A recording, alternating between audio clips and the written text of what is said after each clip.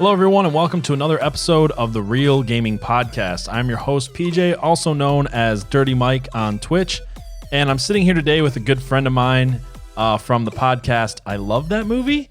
So welcome in, Patrick. How's it going today? Good, man. Thanks for having me. Yeah, I'm excited. We're going to be talking about Jaws, which is probably easily one of my favorite movies of all time. I'm not saying it's like the best movie of all time, but it's stuck with me since I was a kid. And as we were sitting here getting ready for this, I've got a list of my top 100 movies of all time. You should send that to me sometime. I'd like to see it. Yeah, definitely. And I'm changing the order in this thing every single time I look at it because on any given day, your tastes change so much. But right now, Jaws I have as number 22 as favorite movies of all time. Yeah, that sounds like a pretty good placement for it. I'm super, super bad at top lists of anything. People around me are always like, you always say that's your favorite. Like everything's your favorite. It's like, well, it's like, It's up there for me. I'm really bad at like actually numerizing favorites of anything, music or whatever. But Jaws, I would think that'd be a pretty good placement for it. I'm not sure it's my top 10, but it is probably in my top 10 as far as nostalgia goes. But we're gonna be talking about Jaws because in this podcast, it's a new podcast. So if you aren't familiar with it, we talk about movies and we talk about the video games based on those movies, and if we love the games as much as the movies they're based on, and if they're good and they hold up. And when I first was talking to Patmo about this idea, we were talking about Jaws for the NES, which I had never played. I didn't even know. I mean, I kind of knew it was a game, but I never played it. And so growing up, I had a friend who had a Nintendo before I did, and he had 3 games. He had Mario 1, Duck Hunt, and Jaws, and that's all we played. Ooh, Duck Hunt's so good. For years, like possibly multiple years. Those were the 3 games we had access to. And it really wasn't until the Super Nintendo had been out a year or two that I got one of those and kind of became a gamer on my own. So we played a lot of this game. I've beaten this game dozens of times, if not hundreds. Oh, wow, that's good. Yeah, because I have played it now in research for the podcast. I found a little emulator online to play it through. And I got to say, we'll talk about the game later. We're going to start with the movies. I got to say it was actually a lot more fun than I thought it would be. Sometimes it's a little hard to go back to a game made in 1987 that you don't have a nostalgic tie to and enjoy it. But I thought it was pretty fun. Yeah, I think it holds up. I mean, the music is exactly what you want it to be for that style game.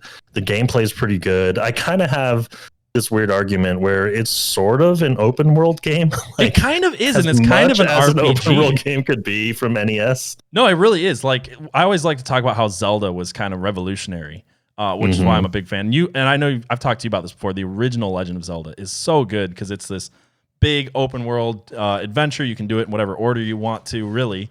You actually can. You don't have to play through all the temples. You could actually just do whatever you want, and it's a lot of fun to explore, and it really holds up. But I'm always shocked when I go back to older games and they have features that you didn't think of back in the time. Like if you find an older game that has a save feature or kind of an open world aspect or cheat codes. Like this one had some really weird cheat codes from what I looked up online. Oh, really? I don't think I actually knew that. I don't think a lot of people did. I mean, 1987, they didn't have. It's been so long since I've used a cheat website. What were the Cheat Planet or whatever? They didn't have that stuff back then. So Game Facts or Game FAQs. Yeah, yep, stuff like that. I think actually that still exists and it's all text based still. Yeah, this was a time where you really needed the manual for games still. Absolutely. And this was a time, correct me if I'm wrong, did Game Genie exist for the Nintendo? No, I don't think it did. Not the original NES, no. You had to close the drawer, so I guess it didn't. I was thinking there was a Game Genie for this, but I guess that probably doesn't make sense. I actually don't think I've ever used a Game Genie. I know what they are in concept. I've seen one, but I don't think I've ever used one. I think they might have had one for the SNES, but I'm fairly certain not for the original Nintendo. It was basically its own standalone cartridge that you plugged into the system, and then you put the game into that, and it intercepted the code of whatever game you're playing and would change it, and you had a book where you could enter whatever codes you wanted. So it was kind of an interesting thing that you can't really do. It was like modding before modding was a thing. It was really kind of a cool technology back then that I'm surprised a lot of the game companies allowed you to use. But neither here nor there, because I don't think they had it for NES. Yeah, no, it's interesting though. I think when I was I know we're off on a tangent now, but I think when I read how you actually did the cheat codes in this game, it was super weird. It was like you had to hold certain buttons and restart the console and then you had to plug the controller into the second port and like type in things. It was really like in-depth stuff. It was kind of weird. It just goes to show you how much like game devs have been like gamers and nerds since the beginning of video games. Like, it was just a bunch of guys in their 30s sitting around going, "Hey, it'd be cool. Let's put a cheat code in this, but let's make it really weird." Yeah, like big head mode, they just paintball mode, and all that random crap that you get by the time GoldenEye comes around. Right. Yeah. So anyway, I do want to talk about the movie first. What's weird is when I first started looking into this, I was like, okay, Jaws, one of my favorite movies. We're going to talk about Jaws, and I'm excited. And then I started playing the game and was talking to you. It's like, this actually isn't based on Jaws as much as it is based on Jaws: The Revenge. But I feel like I still want to talk about Jaws because I don't think this game. I mean, obviously, this game wouldn't be anything without Jaws. Nobody really cares about Jaws: Revenge, except to poke fun at how just awful it is. You know what? I'm going to disagree with you. I think Jaws: The Revenge is the second best Jaws movie. You're probably right on that. It's been a minute. Now, granted, 2, 3, and 4 are all bad and don't even come close to as good as the original. But Jaws 4 it had some pretty famous actors in it. The acting isn't that bad. The story's some okay. It's a little ridiculous, but some of the acting isn't that bad. I will push back when we get to it, because I feel like obviously it's got Michael Caine in it, and he's the best actor in the movie. And I don't think Mario Van Peebles was bad. I feel like the guy who played Michael was pretty. He had some scenes that were pretty ridiculous. They were trying pretty hard to pay homage to the original, and I think kind of go back to the roots of what the original was. But I mean, they didn't have Spielberg attached to it, so sure, they just weren't going to be able to pull it off. Sure, and it had a really quick production time. I think it was 9 months from when it was greenlit till it was in theaters, which is insane. Oh wow, it's totally insane. That's pre-production, that's filming, that's editing, getting it out. That's really, really, really fast. You know what? That makes me like it even more. Because if they made as decent of a movie as they did in that amount of time, like that's pretty impressive. I think Spielberg spent more than that amount of time just filming Jaws, the original. Probably. It might have been 9 months. It was way, way behind schedule. But hey, let's talk about the first movie. Let's go through the first movie. Sure. Let's talk about Jaws 4, and then we'll eventually talk about Jaws, the video game for NES. I think there's been other video games, but that's the one we're going to be talking about. So cool. All right, so Jaws, for anybody who's not familiar, if you're not, you should be familiar. But to refresh you, it's a 1975 American thriller film directed by Steven Spielberg, and this was based on a book written in 1974 by Peter Benchley of the same name. So what I didn't realize, I knew it was a book, but apparently the movie actually started getting produced before the book even was released. So they had it was Richard Zanuck and David Brown. They were producers at Universal Studios who had heard of Benchley's novel and read it and kind of fell in love with it and ended up buying the rights and producing or doing the pre-production on this film before it even came out. And I guess Peter Benchley himself was actually on set and kind of helping out with this movie. So interesting. Yeah. Have you read the book? I've actually never read the book. I haven't. I actually thought about buying it this week. I could have read it this week. I thought about buying it because I drive semi-truck for a living, so I listen to a lot of audiobooks. And I thought about it, and I was listening. I ended up listening to a lot of behind-the-scenes making of Jaws type stuff.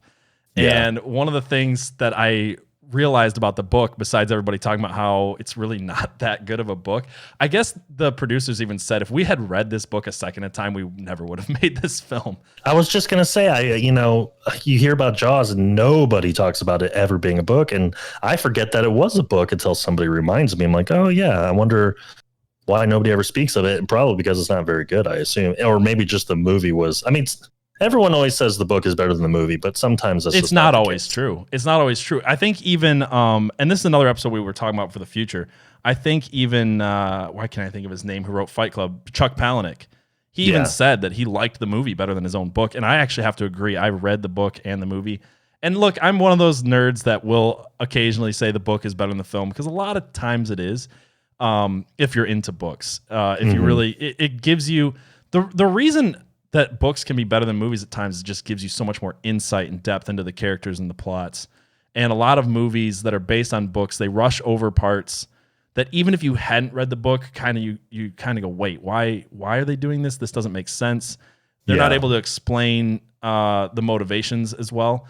And it's not always true. I mean, they're two different mediums. Sometimes it's a lot better to see something on screen. I think I would be much more terrified of seeing Jaws than reading it. But I'm guessing that is the case, that the book was just not that good, because I feel like somebody at some point would have talked about it. Like, we've all seen Lord of the Rings.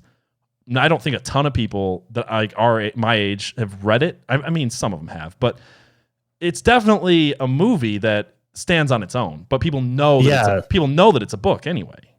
That's why we're seeing things like the Marvel Cinematic Universe, and people are becoming huge fans of Iron Man and Hawkeye. You know, characters they never would have probably cared about before. People who weren't comic book people. But I think that's totally okay. Like, you don't have to be a comic book person to appreciate these movies, because the movies have created its own standalone thing. It's not in addition to or in complement of the book form. It's just, no, these are just awesome movies with awesome characters that came from this other place. Sure. And I talked about this on the last episode I did about Constantine. I didn't know that was a comic book when I'd seen the movie, and apparently it kind of strays far from it. But in that case, especially because I'm not tied to the original and trying, looking for it to be the same, I really enjoyed it for what it was, despite if it strayed from it. I think a lot of people are going to be surprised to look back and realize that Iron Man was not actually like Marvel's A-list star in the comic books. Right. Like he is now, because of it being the first movie, because Robert Downey Jr. did such a good job, but he wasn't that big in the he was, important, but he was like a B-list character compared to Spider-Man and other characters. So absolutely. But that's kind of a cool thing that can happen. Like, when you send something to a different media, it can change. And I'm sure current Avengers books are much more focused on Iron Man, and of course, they've definitely popularity changed along with them. They've changed that direction, and I think the biggest truth behind that would be Guardians of the Galaxy. Like, I knew who Guardians of the Galaxy was a little bit because I'm that kind of nerd. I wasn't super familiar with them, but I saw the trailer. I'm like, oh, I always thought they were kind of cool, and no one knew honestly, nobody knew who Guardians of the Galaxy were. Yeah, now they're huge. I read comic books as a kid a little bit. I wasn't super into it, but they were more of a '90s thing, later '90s. Yeah. They're not like an old school Marvel story. I was a big Batman Superman guy, so I missed a lot of Marvel stuff, and X-Men. Like, Wolverine was my dude, so I knew about all that. But yeah, all the Avengers stuff and all those characters and all the stuff that's come out, I never even heard of Captain Marvel. But I love it now. The movies did such a good job. Yeah, and I think getting back to Jaws, like, that's what's so great about this. Like, no one would probably talk about this book ever.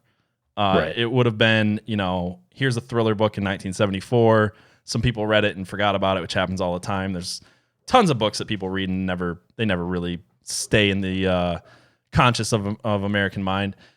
And the one thing I did read, I think I said I didn't read the book, but the one thing that I realized about, or had heard about the book, is that it's really the characters are so awful in the book. Like, they're not likable at all. Even Steven Spielberg read the book, and he said that he was by the end rooting for the shark to win, and he wanted to make the characters likable, so you would actually want them to survive. Because for example, Hooper, the marine biologist, sleeps with Roy Scheider's wife. I can't think of his name. Martin Brody's wife in the book. Really? Oh yeah, and it's like, now you're making me want to read the book. The book sounds way more interesting. Yeah, I'm probably just gonna buy it after we do this podcast and listen to it tonight at work. So yeah, I might have to check that. It's got to be a pretty quick read. I can't imagine it can't be super long. Massive novel. Nah. So tell me this, because this is actually something I feel like I've heard two sides to, but haven't actually really spent the time to look up, see what's true. Is this based loosely on some sort of true story? Yes. It's based on a 1916 shark attack in Jersey. Yeah, so I have the note here. In Jersey Beach shark attack of 1916, which Brody and Hooper both mentioned in the film. So there's a part they mentioned, I think it's on the Orca. They mentioned this. I remember.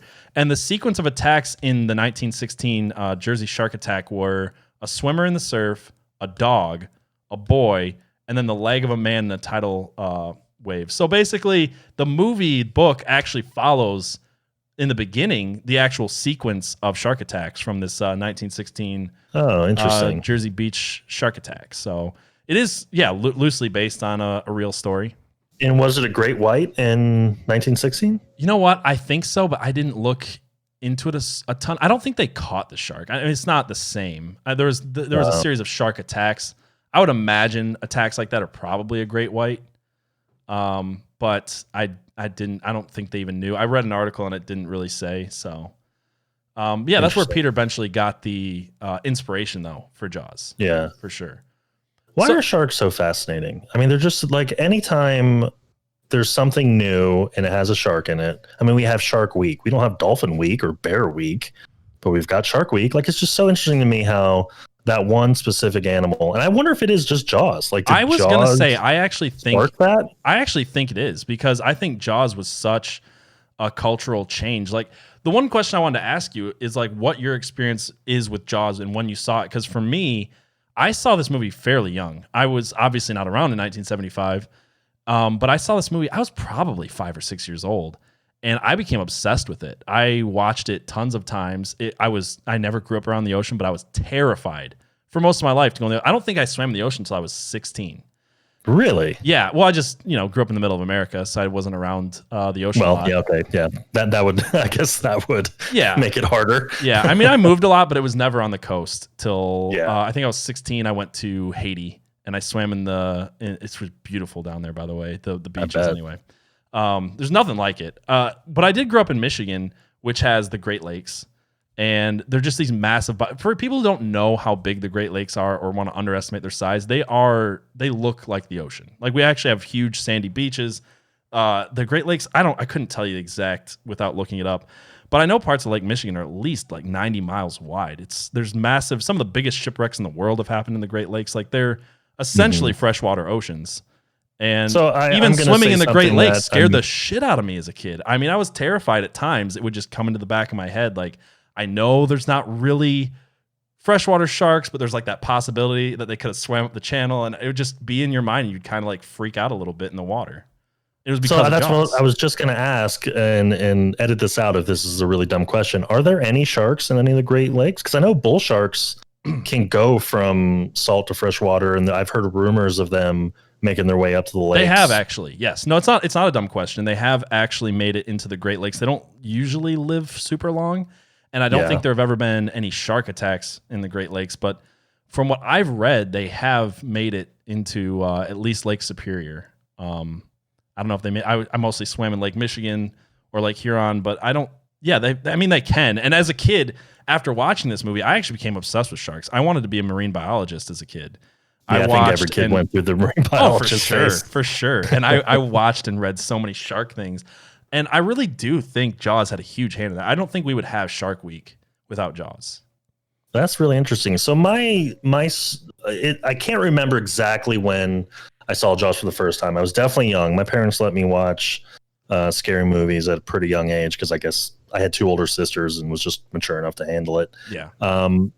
I do know that my mom went into labor while watching Jaws in the theater with my oldest sister. Oh, really? So that's kind of a fun fact with the history of Jaws. And then obviously I was born. That must have scared the shit out of the person sitting in front of her when her water broke all over their back. And I don't know if it was just contractions or not, but I'm pretty sure it was that night she went into labor like while at the theater, which is crazy. That is crazy. I feel like I just remember growing up watching it a lot. And then when my niece was born, I showed it to her, and she was a big fan. I have fond memories of watching Jaws with her.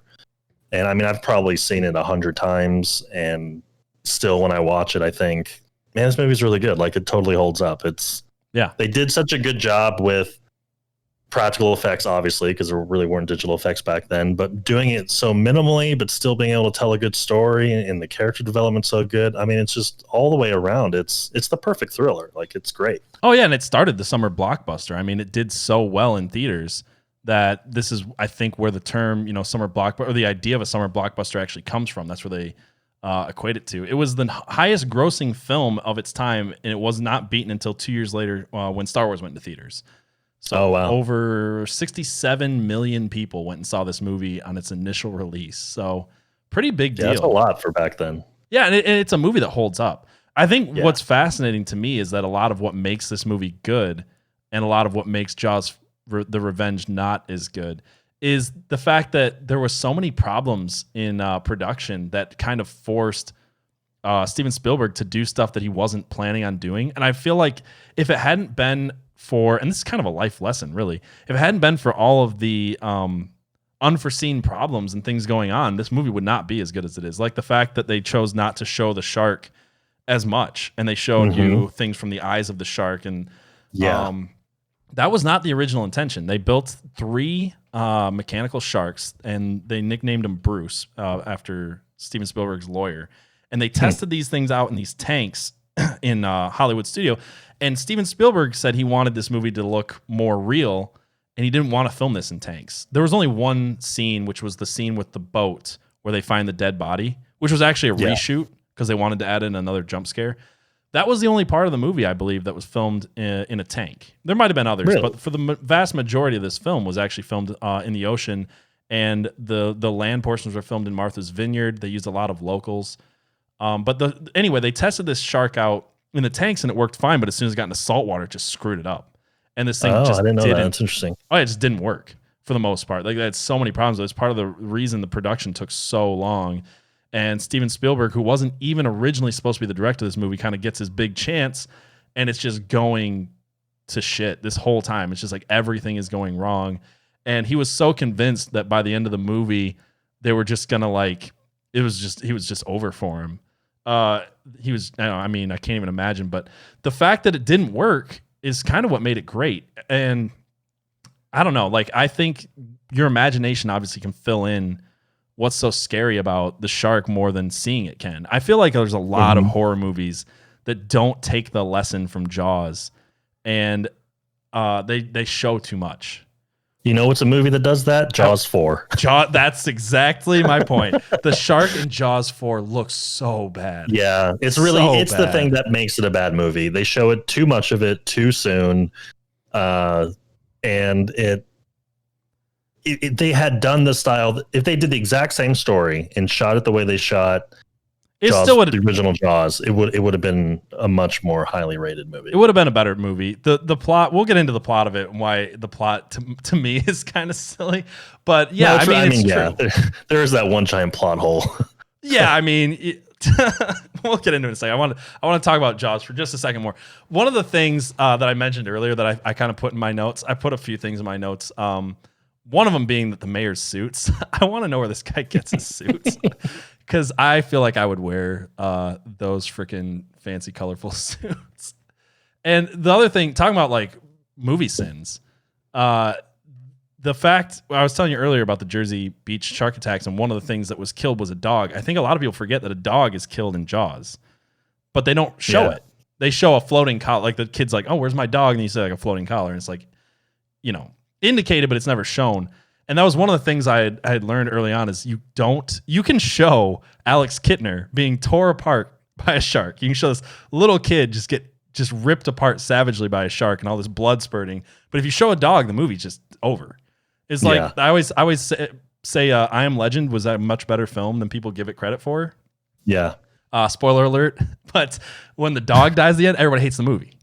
And it's like, it doesn't matter that literally all of humanity died in the opening scene of the movie. So kind of dark side note that just goes exactly what you're saying. I was on YouTube the other day and just kind of watching random videos, and one of them was like a police violence compilation, and it was like a bunch of people getting the crap beat out of them and tased and stuff by cops, and I was like, whatever. And then there was one shot of this Rottweiler getting shot, and it ruined my entire day. There's a visceral reaction to defenseless animals being killed that's more than like, I feel like with people, you've met so many crummy people in your life, you're like, that guy probably really deserved to get tased.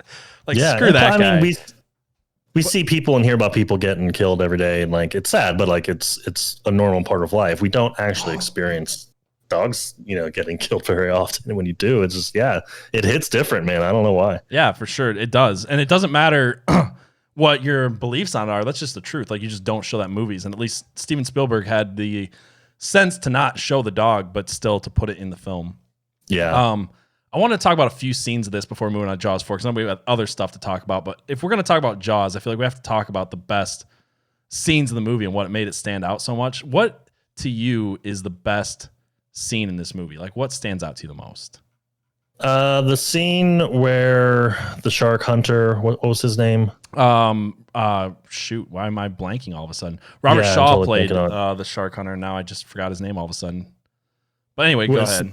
His whole scene where he introduces himself at like the town hall meeting and scratches on the board, and like just his whole monologue there, I've always thought was great. And then the scene with all of them drinking and like kind of bonding on the boat together, I've always really enjoyed those two parts a lot. For sure. I actually think Richard Dreyfuss, I mean, all three characters, Roy Scheider, Richard Dreyfuss, Robert Shaw, they put in just phenomenal performances. Robert Shaw obviously stands out because his monologues are just, his monologue in the Indianapolis is probably the most haunting, memorable monologue in all of film to me. Yeah, I think you believe it when you hear him 100%. Talk. Like he is that character. He could have made up the Indianapolis and the bomb mission and everything, and I would have believed 100% it was true. Like it was so good. I gotta say, one of the things I love about Jaws, because I do revisit this film a lot. I watched it last year. I went over to my cousin's house to see what he was up to, and we just turned on and watched it. I just stayed for 2 hours. I'm gonna be there for 5 minutes, and then I watched it again this year, to take some notes for this podcast.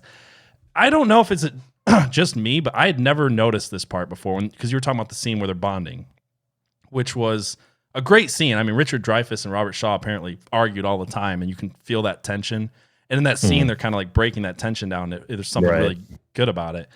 But Martin Brody is kind of standing in the background when they're comparing scars. And there's a part where he lifts his shirt up and kind of looks at something. And I don't know if I just saw this, but it looks like he's got a scar on his stomach, and he just kind of like tucks his shirt back in and doesn't talk about it. And I kind of wonder, they talk about him leaving New York City, wanting to go to a town where he feels like he can make a difference, where there's not all this crime. I kind of like have it in my head now that he has some backstory of him getting shot or something that is just never kind of brought up. I never noticed that, but yeah. I felt like it added more depth to his character in a way that, like, I've seen this movie 100 times, and it just kind of made me look at Martin Brody in a different way. And maybe it's not even true. Maybe I just kind of imagined it. But I don't know. I just thought that was kind of something that stuck out to me on this time that I'd seen it, that it never really stuck with me before. Yeah, that's interesting. I'll have to look for that next time I see it. Yeah, I don't know. I don't think I've ever heard anybody else mention it. And like I said, it could just be me making it up. But that scene is just a great scene. The other thing for me, and we won't talk about all the scenes. It's a great movie. If you're listening to this podcast, you haven't seen Jaws, go watch it. I hope listening to this makes you want to watch it again. But my favorite scene, because people talk about not seeing the shark is what's great about it. But actually, one of my favorite scenes of all time in this movie is where you first really see the shark. I feel like it's like one of the only times where, or not the only time, like obviously when he's chumming the water and you see the shark pop up. That's great. But the pond, I feel like the pond scene terrifies me every time I see it, no matter how old I am. Oh, yeah. You see this perfect shot of this kid playing on the beach, and then this fin comes up over the water and goes right back down. And it's so smooth and subtle. Mm-hmm. Like, you just saw this fake shark attack thing, and everybody's calmed down, and the audience is calmed down. Like, oh, it's not, we're not there. There's not a shark attack. We can breathe for a second. And then all of a sudden, it's like, bam, he's right there. There's a shark. And then you see that guy in the boat, and the shark just kind of like comes up towards the surface of the water just enough where you can see it underneath the water. And for me, like, that is part of my nightmares as a kid. Like, legitimately, I legitimately had nightmares about that part. So it always like stands out to me. It's one of the few times. It's one of the best times in the movie where you actually see the monster and it doesn't ruin it. Yeah, totally. I wish more horror films use that style, use that subtlety. What were we talking about? This other horror film where it just completely ruined it. Where it finally shows the monster, and it's a great film. Other than that's got Patrick Wilson. Why can't I think of it? We talked about this before. With Patrick Wilson? Yes, and his son is like a dream walker. Oh, Sinister. Sinister. I thought that movie for the first half was fantastic. And then Darth Maul shows up. Right? And it just ruins it. Oh man, I wanted to like that movie so much. I thought the beginning was so good. And I've rewatched it a few times fairly recently. It's still a pretty good movie. I'm not saying it's not. That demon, like that's the way they chose that demon to look. I'm not saying it's not a good film. I'm just saying it would have been a better film had they kept it kind of in the shadows in the corner of your eye, little glimpses of it, instead of just like full on showing like some Jigsaw Darth Maul mashup, which just looked like a bad costume. Yeah, they should have done that better than they did, for sure. Yeah. So Jaws got a 98% on Tomato Meter, which, like I said, I don't always care what Rotten Tomatoes says. It's got a 90% audience score, which to me is more showing it's a great film. It did get some bad reviews at the time, most notably from the Los Angeles Times.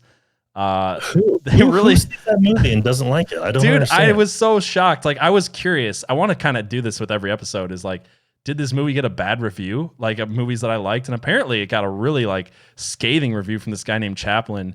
And the New York Times actually on the 30th anniversary or whatever, like wrote an article saying, hey, one time we said Jaws was really bad and we were super wrong. But it's just interesting. I won't read the whole thing, but it just goes into how like the acting isn't good and how it shouldn't be rated PG-13 or whatever it is. And it was too violent and people will spend a lot of money on it, but it's just a crap film that just likes to show violence. I think he's got it totally wrong, but surprisingly enough, there are people that hate this film, I guess. I mean, you could not like scary stuff, but it's still it's a good film. Stuff. It's a good film, even if you don't like scary stuff. I mean, everybody remembers that famous shot on the beach where they do the tracking, tracking backwards and zooming forwards, and it like messes with the foreground and background a little bit. Yeah, I love that style. And the music, I mean, you have to take a second to talk about the theme. It's one of the most recognizable, if not the most recognizable film score theme ever. Oh yeah, it's so fantastic. Simple. And apparently when Steven Spielberg first heard it, he was like, all right, what do you really got for me though? Like, come on, John Williams. Yeah. Like, is this a joke? Yeah, he thought it was a joke. But it works. I think John Williams convinced him. He's like, no, it's subtle and it's like a heartbeat. It's like it's building up, like you have like a room, or what am I trying to say? You have a normal heart rate and it's just ramping up to this tension, and it works on so many levels. And obviously Steven Spielberg got it and put it in the film, and it works. He even later claimed like this movie would not be the movie it is without John Williams' score, which is super true. This all the time. The best film scores really feel like they're one of the characters, and like Star Wars does that. Really, all of John Williams stuff does that. Like the music is a character in the film. You don't have the same story without it. I was thinking about Hook the other day, and I'm like, that movie without that soundtrack would not have represented basically my whole childhood. Like, you're right. Like, this is a character in this movie. This is, it's almost like death showing up and warning you that he's about to claim some lives. I don't know. It's a great score for sure. Fun side story real quick. When I was in college, I took intro to film score, and we were watching these senior projects, and everybody got the same 3-minute movie, and it was no sound effects, no voice acting, completely silent. And the project was to add music and to add source music and to add sound effects to it. And that's what made the movie. And if you watch the movie without any sound or music whatsoever, you just kind of see these people sort of interacting. And then this girl went to a balcony. They're like maybe arguing, maybe not. This girl goes to the balcony and she's looking out the window.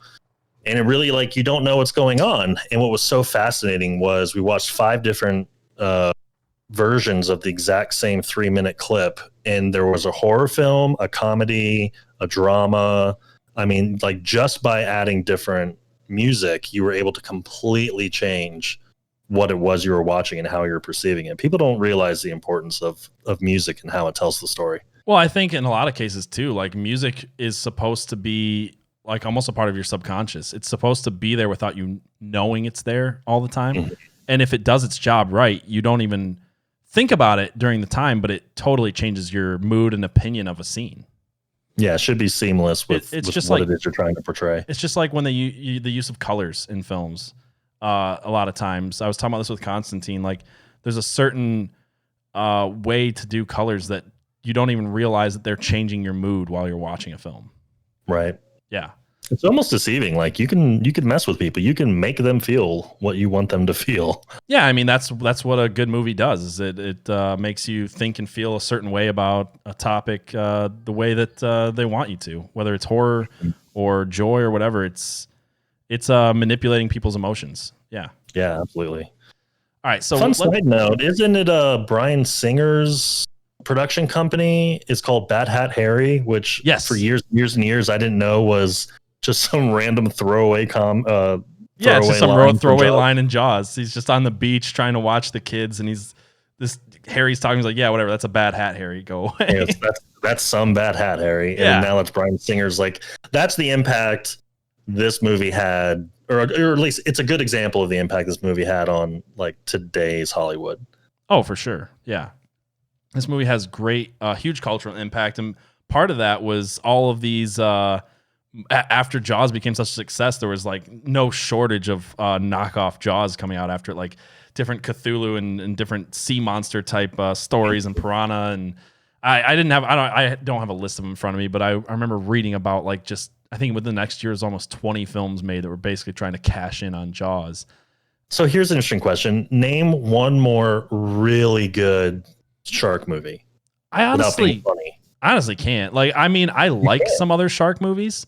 I liked The Meg because it was just fun, but I can't think of same any thing with that Deep are, Blue Sea and that ridiculous scene with Samuel L. Jackson. where Like, there's usually, other like, ripped into shark the movies I enjoy. The Shallows was pretty good, but it's so crazy to be like such a topic that so many people connect to and so easily that nobody has been able to even come close to replicating what the original Jaws did.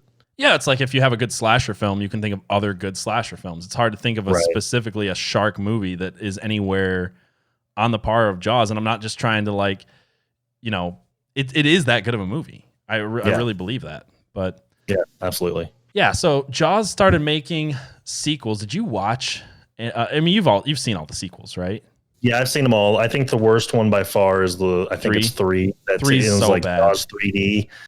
And it's just abysmal. I can't even pretend to like it. 2 was fine. It wasn't as good as the original. I think 4 is the best one other than the original. So I'll be honest, I haven't seen them in a long time. I don't remember 2 and 3 that much, but when I went back to watch Jaws: The Revenge, I totally remembered it from my childhood quite a bit. And I remembered liking it a lot more as a child. It's 3, you're right though. 3, like even when they made Jaws 4, they didn't call it Jaws 4. They call it Jaws: The Revenge, and they called it the third movie because they're basically like, look, 3 didn't happen. All right, yeah, we're gonna pretend that Jaws never went to SeaWorld and was a bad CGI shark, and is really bad. My dad told me that he saw Jaws 3 in theaters when it was in 3D.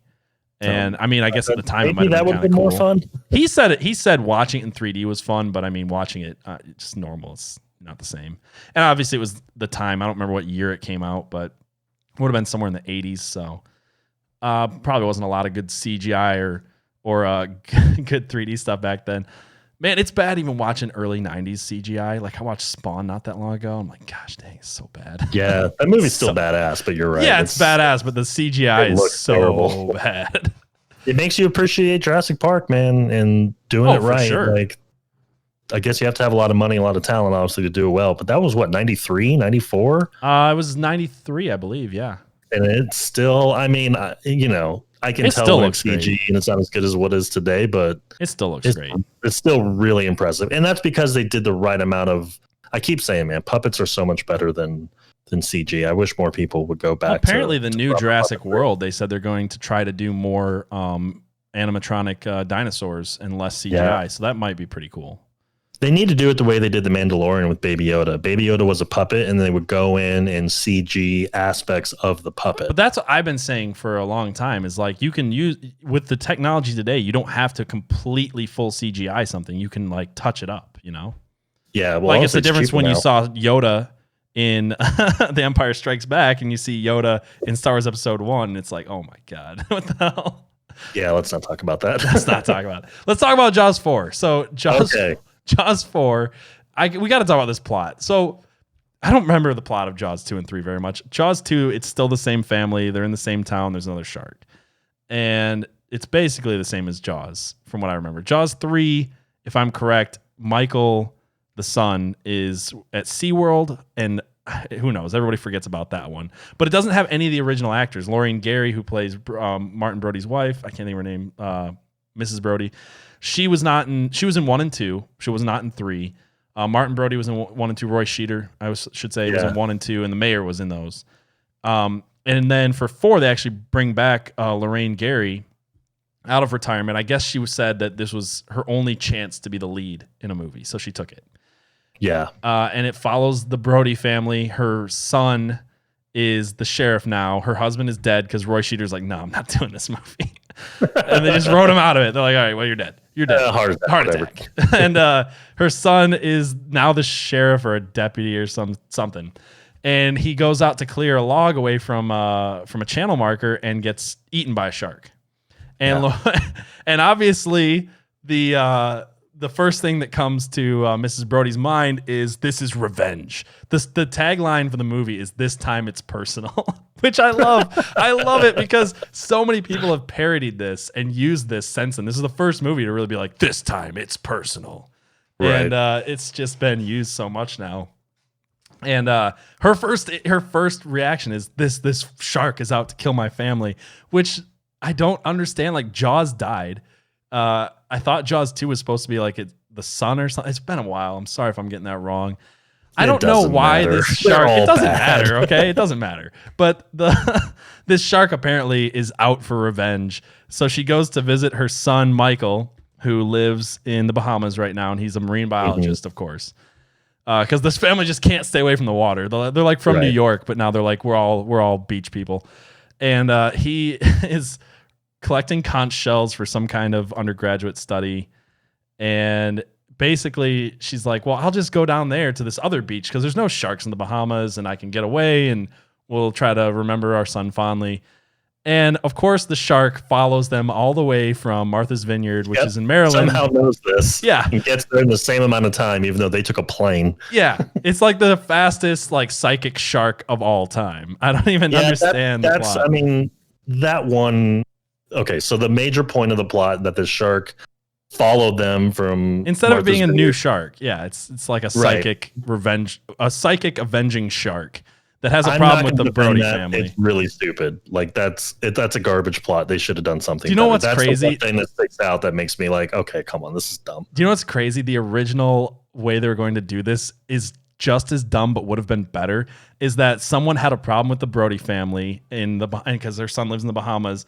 There's like voodoo witchcraft, and they voodoo this shark to attack the Brody family. It's like, you know what, Michael, I hate you, and I know your dad was dealt with sharks, so I'm gonna make this shark chase your family. Just voodoo on this shark. That was the way it was originally supposed to be, and as dumb as that sounds, it makes more sense than a randomly vengeful shark traveling thousands of miles to kill an old lady. I don't even know. Also, by the way, lots of sharks in the Bahamas, I'm pretty sure. Like, there may not be great whites there, but it's not like going to the Bahamas. Isn't it more? I didn't look this up. From sharks. I didn't look this up, but wouldn't it be more likely to see a great white in the Bahamas than in Maryland? I mean, because don't most of the great white shark attacks happen in Florida, from what I understand? And the Bahamas is not that far from Florida. So they keep bringing up this point that there's no killer sharks in the Bahamas. There's no killer sharks in the Bahamas. They keep saying it, and I'm like, that doesn't seem true. That true. could be true. I don't know. Somebody look it up and let me know. But yeah. It seemed like a biologist out there. Go ahead and tweet at us and let us know if we're full of shit here. Yeah, you can find Real Gaming Pod, or it's at Real Gaming Pod on Twitter. Tweet me, please. And anyway, so this whole plot is just kind of dumb. You run into Michael Caine, who is a pilot, who apparently, from what I understand, in the original script was supposed to be a CIA money launderer, and that's why he's like in the casino losing all this money. So he's actually laundering money for the casinos, but they cut it out. And then I guess they made some kind of novelization on the book that says he was a drug runner. I don't know, man. But he's into some shady stuff, and he's flying him around. I don't know. There's not much to this plot. Basically, the shark just chases him there. What's weird to me is I don't even think that many people die in this movie. Am I wrong? No. I mean, it's not. This just goes to show you how bad all of the sequels are. Oh yeah, like I think 4 is the best of the sequels, but that's still garbage. Like, grading it on a real curve. That's grading on a real curve. Yeah. Yeah. When people talk about Jaws, nobody sits there and talks about Jaws, the series, like Jaws, the Jaws cinematic universe. It's always there's Jaws, one of the greatest movies ever made, and we just kind of don't talk about any of the other crap because they're all terrible. See, but what's great that we haven't had a proper shark movie under the Jaws name. I feel like now is a good time for someone. they'll probably screw it up. I But it's don't good want to time see a for Jaws someone to remake. make another actual Jaws movie. I feel like they're going to, but I don't want to see. I don't want them to. Yeah, I feel like you got to get the band back together, man. You got to get all the right people to do it the right way. I just feel like so much of this movie like shouldn't have even happened the way it did, and it was just one of those moments in time where everything seemed like it was going wrong, but ended up making one of the best films of all time. It's hard to recreate that. Well, here's the other thing too. Like, there have been remakes where it's like, okay, the technology's a lot better. We can get better actors or whatever. We can make a better version of this, and we should, and they do, and it's usually pretty good. Mm-hmm. Jaws is still great. You can go buy Jaws on DVD, put it in, and if you're 15 years old or 10 years old, it holds up. It's still really good. It doesn't feel like, oh man, this movie's good, but it'd be better with this. Like, I see that about a lot of movies I like. I'm like, man, I like this movie as a kid, but it'd be so much better this way. I don't feel that way about Jaws. And I don't think it's just nostalgia. I think it just holds up. I really do. If they wanted to make sequels, maybe. They honestly, they don't need to remake it. You don't need to. Nah. So what's some things about this? Because I want to get into the game soon. There's not a whole lot to say about Jaws other than, what's some of the things that stood out to you? I do want to talk about the ending, and I want to talk about Michael Caine a little bit. But what's some of the scenes that stood out to you a little bit, or as far as, I don't know. I can't say your favorite scenes. Maybe there are favorite scenes, but I like how they made the son try to be so much like his dad. Like they mimicked a couple of the original scenes of him at the table playing with his kid. And I did kind of like. I know a lot of people knock on it, but I did kind of like the mimic scene thing. Yeah, I thought that was cute. It reminds you of some of the stuff in the original that was good. I thought the plot was, it was stupid, but so. This is actually kind of dumb. You know why I like Jaws: The Revenge as much as I do? Because of how much I like the game. Yeah, but that's the thing. That's what's so great about this podcast that I want to talk about this is some of the times the games, like, because we both grew up in an era where games were almost entirely movie-based in our childhood. And that's why I wanted to do this podcast so much is because I feel like in a lot of cases, the games or the movies might not even have been as good, but they complement each other in a way that like brings them some extra life, Like there's a lot of Jaws NES game stands on its own legs, and for the time, it was a really fun game. I think it's better than the movie. The movie is nostalgia for the game for me. I'm like, oh, there's the yellow sub, and like, oh, we're gonna go stab them out, and like, oh, I gotta get the conch sales. Like, it reminds me of the game. I think I played the game dozens of times before I saw the movie, so it's kind of like a weird order. No, but that's cool. That's actually an interesting way to talk about it. And like I said, like that's part of why I wanted to do this podcast, because there's games like that like we'll end up talking about the Hook game at some point, but I remember just playing the opening level and never being able to beat it, but loving it so much because I was a huge fan of Hook. That game's hard. But so the movie, I feel like for me, the things that stood out as far as some of the ridiculous stuff, he bites the boat at one part and blood comes out of the boat. Did you notice this? No, I didn't. He bite like the shark, Jaws 4 bites the boat, like the wooden part of the boat, doesn't get anybody, and there's just a ton of blood in the water. And it happens more than once. He like does it more than once. I'm like, why is this? Does he have to have really bad gums? Does this shark have gingivitis? Man. He killed that boat. Yeah, I guess. I want to say this about Michael Caine. We'll talk about the ending. We'll get into the game. But all right. So Michael Caine has this line about this movie where he says, "I've never seen it, but by all accounts, it is terrible. However, I have seen the house that it built, and it's terrific." It's kind of this famous line that people always talk about with Michael Caine. And apparently he missed accepting an Oscar for Hannah and her sisters because when they filmed this movie, they were, like I said, they did it in 9 months from beginning to end. He went to the Bahamas for a week, or Hawaii. They might have filmed in Hawaii for a week, and he just had no time. Like his schedule was that tight. But I mean, I guess the way that he talks about this movie is like, look, I got a trip to the Bahamas. I got to make a bunch of money and get a new house so I could fund doing the other movies that I like that are in his eyes and in the eyes of most people are better films, but aren't as money-making films, So he never saw Jaws 4? Nah, he never watched it, I'm sure. That's hilarious. He was pretty good in it. Like he was the best actor. He's a much better actor than that movie deserved. Oh, for sure. But that's what's funny about Michael Caine is he has no qualms about doing a cash film. Like he did like The Swarm and a bunch of other like dumb movies. Like, look, I'm going to do these, these big important films that don't bring in a lot of money. And then I'm going to do a really crummy film that brings in a ton of money because I don't care. He just kind of called this. He just phoned this one in. It wasn't a big deal. He was, but I mean, who can blame him? You get a week-long trip to ride around in airplanes and be on the beach. I mean, that sounds good to me. I don't know how much he paid him, but enough to build him a new house. So, the ending is the best part. So, where did you watch? You rewatch this? Where did you watch it at? Like Netflix, at home, sort of in the background. Oh, I think it was. No, I mean like on Netflix or Hulu, or it's on HBO Max right now, so that's where I got it. Okay, so what I wanted to ask you is which ending did you see? Because apparently it depends on where you watch this, which ending you get.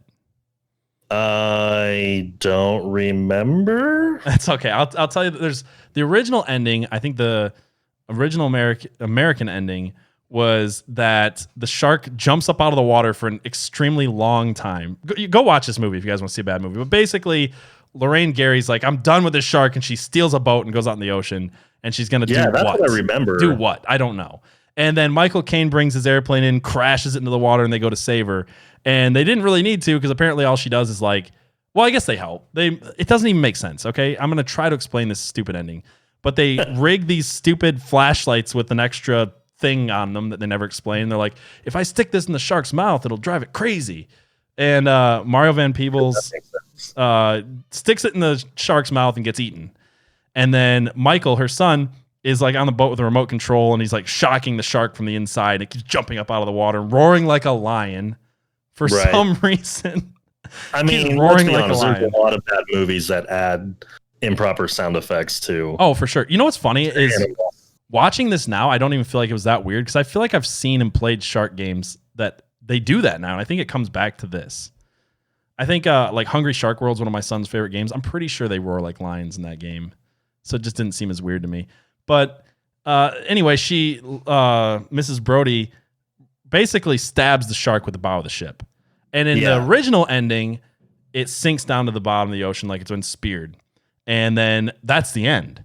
And in the international ending, which is what I had most recently seen, for whatever reason, she stabs a shark and it literally explodes. Okay, so for no reason. While you were describing all of this, I pulled up HBO real quick and pulled this up, and this is hilarious. And I fast forwarded to the end, and I got to the part because my memory is she harpoons the shark and it impales it and kills it. And as you were telling me the story, I was right at the part where, sure as shit, the shark literally explodes. And I was sitting here watching this and listening to you talk about it. I was like, wait a minute, that's not what happens. What the hell is this? It literally explodes. And then what's even better is I can't think of his name in the movie, so I keep calling him the actor's name, Mario Van Peebles or whatever. He's still alive for some reason. He's like been chewed up by this shark, and he's still alive. And he's making jokes, like wisecracks. Like, oh, yeah, that's funny. And it's like, you're like gonna die, dude. You just got shredded by a great white shark. I think he was Jake. Jake, thank you. Jake. I don't know why I couldn't. I should just pull up IMDb while I was talking about it. But yeah, Jake. He just gets shredded. With a pretty bad accent. Oh, it's terrible. I think a lot of this movie was ad-libbed too from him and Michael. So it's kind of all over the place. There's some weird other scenes. We don't have to talk about too much because I do want to talk about the game mostly, but like the scene where they're talking about his dead brother and then he just starts running along the beach. Like, was that supposed to be a callback to Chrissy running along the beach in the first one? It's so weird. It's like this weird, like, why? I don't even know. Just watch the movie, people. The shark looks so bad. I'm sitting here watching the end, and the fake shark looks so fake. Oh, that's what I was going to say. They show the shark. 12 years later or 7 years later? 12 years later. Yes, 12 years later, and the shark looks so bad, and they have no qualms about showing it all the time. Like, it looks like you and I made it, and we are not, and we like. Yeah, and I'm not a special effects guy. It looks like something I would have made for a school play. Let me put it this way: Left Shark and Katy Perry's Super Bowl performance looks more realistic than this shark. Better shark than Jaws. Better shark than Jaws 4. Yeah. So, well, you know what's funny? One of the notes I had about the game, because let's talk about the game now. Yeah. One of the notes I had about the game is when you actually do see Jaws in the water, he's as slow moving as the shark in the movie. But let me explain this game a little bit, and then you can tell me about your experience with it. But this game was developed for the NES in 1987 by Whetstone. Apparently, they didn't like, and it was published by LJN, but apparently the people who made it were like ashamed of it, which I don't get. It got really mixed reviews. Some reviews were great, and some reviews were really bad, and I don't understand why. I went back and played it, like I said, and this is 33 years later, and I'm like, it's actually a pretty fun game. You basically pilot this boat around, and the whole objective is to pilot the boat between two ports. And you drop down in the water. Sometimes you get attacked by a shark, and you basically are this little diver dude with these harpoons, and you're shooting stingrays and jellyfish and smaller sharks. And you're collecting conch shells. Conch shells are the whole thing, which is why it relates to Jaws 4, because he's collecting conch shells in the bottom of the ocean. So you're basically playing Michael. And there's like other power-ups and stuff like that. Like you get crabs to increase your speed, and stars are bonus points. And once you get enough conch shells, you kind of like upgrade your equipment. And every now and then you go from this overhead view of piloting the ship, and sometimes you'll see like Jaws shark fin sticking up. And if you run into it, you can fight Jaws, but you can't really kill Jaws until you've upgraded enough times. And you're basically, it goes into this like underwater side view where you're swimming back and forth and trying to dodge attacks and shoot at the sharks. And one of the cool things that you can get, you were mentioning the submarine, right? Yeah. That was always like you had to go get the yellow submarine. Yeah, and the yellow submarine's great. You get it, and it basically allows you to get hit one time without dying right away. You only get 3 lives. You don't get to earn any more lives. And it's a pretty fun game. I guess from what I've read and understood, you can beat this game in about 20 minutes if you're really good at it. Yeah, if you know what you're doing, it's a quick playthrough for sure. But it's a game you can keep playing again and again. I mean, you just get better at it. And there's another thing that I realized after playing for a while is if you're closer to the shore, the depth of the water is actually shallower, so it's harder to dodge stuff, which I thought was neat. Absolutely. Yeah. So did you ever trigger the ending? Did you ever actually kill Jaws? I didn't. I've been really busy, so I've played this quite a bit. I watched some people beat it. I did not trigger the ending, but basically, the ending is the same as the movie of Jaws 4. You're in a ship. You go this. So there's 3 different views. There's the top view when you're piloting the ship. There's the side view when you're harpooning stuff, and there's this ending scene where you have Jaws coming at you, and you have to line up the bow of your ship, and then at the exact perfect moment, you got to stab him with the bow of the ship. And it's kind of tricky. He does a 360, and it's actually kind of tough to time it. Yeah, it's really tricky to time it from what everybody says. But when you get it, it triggers this little cutscene. It's kind of a cool ending, and you just play it again. But I don't know. I kind of like this game for like a just pick up and play older NES game. I don't know what people had a big problem with it, especially for 1987.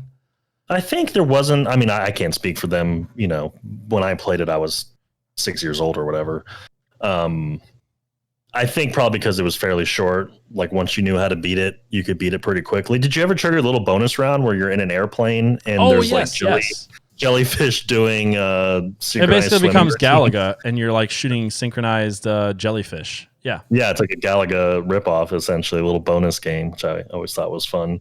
But yeah, I think maybe I like. Okay, so I always talk about this. When if you put it in context of games like Galaga and stuff that were out at the time, I think this is actually a more interesting. It's got, like you said, it's got an open world. Like there's layers to it. RPG aspect. Very minimally, like it just sort of teases those kinds of concepts. Well, for 1987, that's pretty good. Absolutely, yeah. Sorry, you were saying though, as a kid.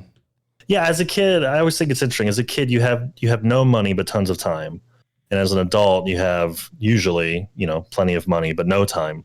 Yeah. So that's why you and I, as adults, I'm sure we both have Steam libraries with 1,000 games we'll never even play. Sure. We can't find time to play anything. But as a kid, when I was a kid, especially when this game was out, I didn't even have a system. I think my sister had a Sega Genesis. Or if you did have a system, you had like 3 games that you played all the time. Yeah, you got 1, maybe 2 games a year. And I remember I got a copy of Kung Fu for the NES, which is a great game, by the way. And I didn't own an NES, but I got the game with my own money in a garage sale, and I would bring it to my friend's house and play it there. Yep. So we played Duck Hunt and Mario religiously, and then he got Jaws. I remember the Christmas he got Jaws, and we played that game like that entire summer. We were just rotating between those 3 or 4 games. So it's just, we had tons of time. We had no money to buy any other games, and they were expensive. I mean, games have always been expensive. What's funny? I always thought, because I was a kid, I had no idea what games cost. I always just assumed that games didn't become $50, $60 till later on, like the PlayStation era. And I looked back and it's like, no, new Sega Genesis games were like $50 or $60. Yeah, absolutely. There's a rumor that the next gen consoles are going to go up to $70 per game. And a lot of people are really upset about that. I mean, don't get me wrong. I don't want to spend more money on games. I think they're already kind of expensive. Yeah. But as far as inflation goes, that's cheap. It's not as crazy when you think of it's not as crazy when you think of it in the context that Sega Genesis games were almost that expensive, and it was, like you said, without inflation being what it is. Yeah, I think Super Mario 3 I got was $50. Yeah. And especially if you're a PC gamer nowadays, you can get all kinds of deals on games. So a lot of times I hardly ever spend $60 on a game, but it's more, and it just depends if you want it as soon as it comes out, and console players generally pay a little bit more for games on average, but yeah. But frankly, these developers are spending a lot more money to develop these games. Way more. Like, think about the teams they built these games with. Like, Jaws is like a team of 3 people. Probably. And you've worked in the video game industry. You ever beat a game and you watch the credits? It's longer than movie credits. It's much longer. Yeah, which always surprises me, even knowing, like, I'm in credits on some games, and it's like, man, there's a lot of people that touch this thing to make it happen. Yeah. It's crazy. So, again, I don't want to spend more money. I wish everything was free, but I get it. And so anyway, going back to like being a kid, like, I think I have a love for this game because I wasn't picky. I didn't have 1,000 games to pick from. I didn't have all this, nobody did. So it was one of the games I had access to. So we played it for hours every single day for like in a whole summer probably. And just got to the point where, I mean, this was back when, because it was the only game you had, you mastered it. You would create challenges okay, I'm going to try to beat it without getting hit once, or I'm going to try to get to max level on this thing, or I'm going to try to beat it without the submarine. Like, you would just come up with new ways. I kind of miss those days where I do too. I think the last it was like the game is the game, but like you make the game after you learn how to do it. I think the last game, like, obviously I did that as a kid. I had a Sega Genesis, my first console. I think I went to friend's house to play the original Nintendo and the Super Nintendo. But I mean, even as a kid, I did that. I think the last game I really did that with, a modern game, would be Rainbow Six Vegas 2. I started doing terrorist hunt modes on the hardest difficulty with just a revolver, because I'm like, all right, I love this game. I want to keep playing this one game. And I'm just gonna you try to perfect it. I never got into speedrunning, because speedrunning, as far as I understand, is typically about like learning how to break the game. I'm not a fan of speedruns. Sometimes I'll watch speedrunners on Twitch because it's interesting. But like, I think it's really cool. I don't have any interest in learning how to do it. It's not fun for me to speedrun. It is fun though, learning how to perfect a game. I did the exact same thing with Rainbow Six 2. I've beaten that game dozens of times, and I would like, okay, let me pick this loadout and like headshots only or something. Like, give yourself these little challenges. Yeah. So before we get going, I don't know if there's anything else. I want to read this review, and then I was going to ask you a question. Some reviews from Computer Gaming World praise the game in its review, saying the graphics, animations, and gameplay in Jaws are all first rate. And then there was a positive review. There's quite a few positive reviews. And then All Game gave it a review of 1.5 stars out of 5, saying that it was a dull overhead view of you sailing your boat, a repetitive side view sequence, and the review concluded by the time you reach the final anticlimactic scene, you'll be so tired you won't even care if you kill Jaws or not. You'll just be glad it's over. I don't agree with that. I don't agree with that. Like I said, we're talking about 1987. There's a lot of games that were fairly simple. You picked them up, played them for a little while, kept coming back to them, passed the controller back and forth between your friend. And I always say this too. I said this, and I'll say this plenty of times on this podcast. I definitely review or rate video movie-based games or any type of licensing game a little bit on a curve too, because like a lot of it is just how much does this relate me back to the movies that I love, or the character, the comic book character I love, in the case of like Spider-Man games and stuff like that. Like, that is, the nostalgia is a factor, and it's going to hit everybody differently. So if you really like the characters that it's based on, it's probably a lot more fun for you than if this was a brand new game with no tie-ins to other parts of your childhood or your memories. I would say going back, like, I didn't play this game when it came out, but I still enjoyed it as an adult in 2020. I don't know. That's my opinion on it. So, what's really interesting, and it's why I love doing things like podcasts and talking about this stuff and really digging in. It hadn't occurred to me until I just started talking to you about this today, that I think I like the movie. Like, I have reverse nostalgia, if that makes sense. I thought that was a very strong memory of the game that when I watched the movie a couple days ago, I was like, oh man, like this is reminding me of the game, and I love that game.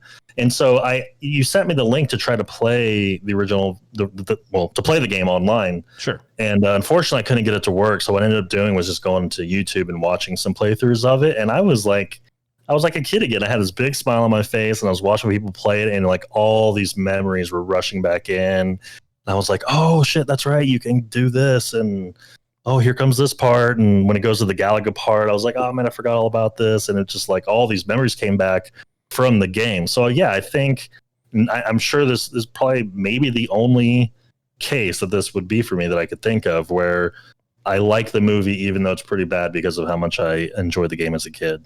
No, I actually think that's fascinating. I didn't think about it like that. I'm gonna have to look back and see if there's any game to movie things like that for me. Yeah. So in review, I would say if you haven't seen Jaws, you're wrong. Go watch Jaws right away. It's fantastic. If you want to watch a really great, because it's a bad movie, watch Jaws: The Revenge. And if you're into classic NES games, I think Jaws is worth a visit. It's pretty fun. You could find it online pretty easily. If you have it's a quick play. Like you could play it for an hour and then be able to say, "Yep, I've played that." That's about what I did. Like you're not committing any real time to it.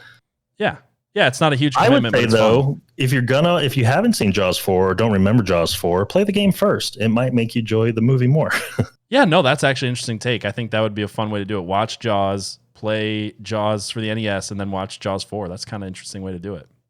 I do wish they had made a proper Jaws video game.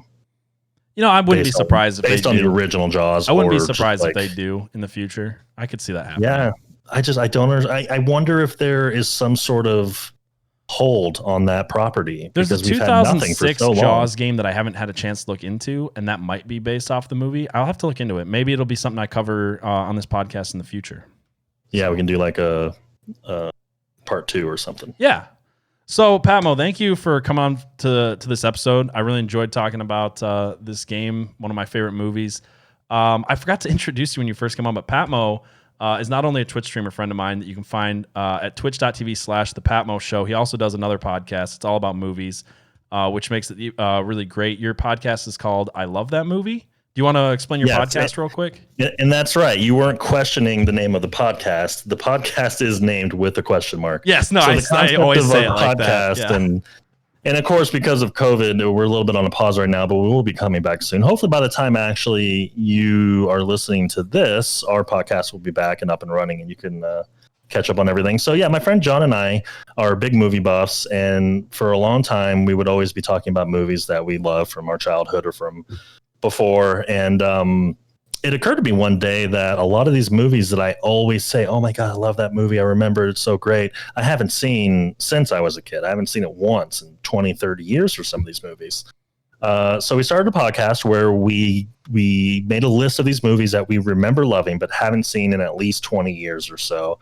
And we talk about what we remember about it, why we think we loved it, everything we can remember.